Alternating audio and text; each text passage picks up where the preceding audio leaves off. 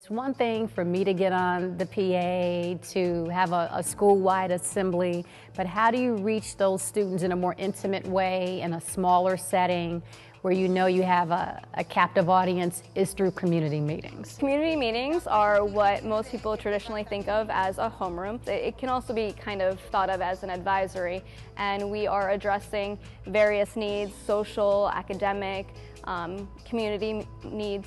It's a nice platform to give our students leadership, so we'll have student clubs come and present.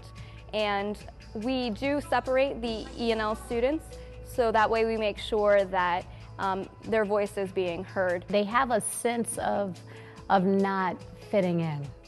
So we're really working to help make them feel inclusive of the school. So when we utilize these community meetings, that's an opportunity for these students to talk together with each other, but also to hear what's going on in the school at large.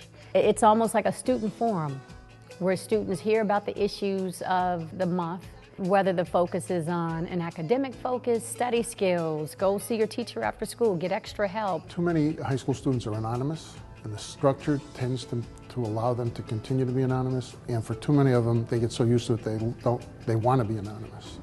All right, so putting in place structures like this where kids actually have to talk to each other, talk to a student, talk to a caring teacher who cares about them, and they recognize that, and it really, really helps them to become engaged in the school.